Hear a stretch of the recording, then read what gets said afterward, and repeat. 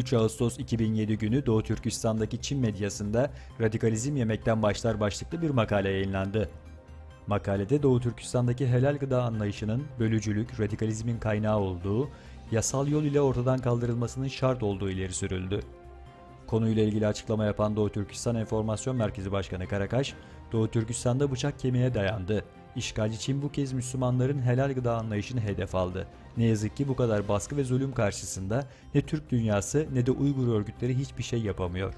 Türkiye ile iyi geçinmek istiyorsa, Anadolu Türk'ünün güvenini ve gönlünü kazanmak istiyorsa, İslam'a ve Müslüman Türklere karşı bu iğrenç saldırılarını durdurmalıdır. Bu zulüm bir gün bitecek ve ülkemiz bağımsızlığa kavuşacak.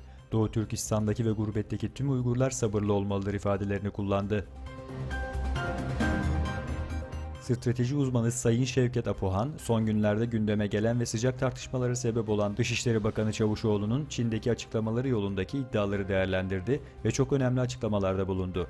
Onun Milli Gazete'de "Çin'in oyununa gelmeyin" başlığı altında yayınladığı haber analizinde, Uygur Türklerine karşı Çin zulmü artarak sürüyor. Yetmezmiş gibi Doğu Türkistan'da İslam Hareketi adlı bir sanal örgüt gerekçesiyle Çin Uygurlu Müslümanlara hayatı daha da yaşanmaz kılıyor.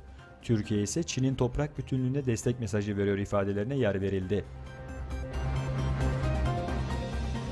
Çin'den büyük harekat.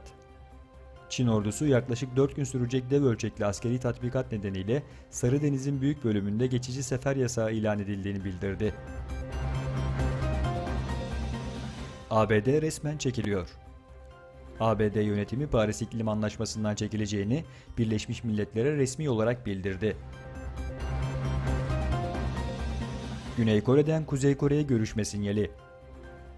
Güney Kore Dışişleri Bakanı Kang, Güneydoğu Asya Uluslar Birliği zirvesine katılmak üzere gittiği Filipinlerin başkenti Manila'da Kuzey Koreli mevkidaşıyla görüşebileceğini belirtti. İstanbul'a 6 ayda 4 milyon turist geldi.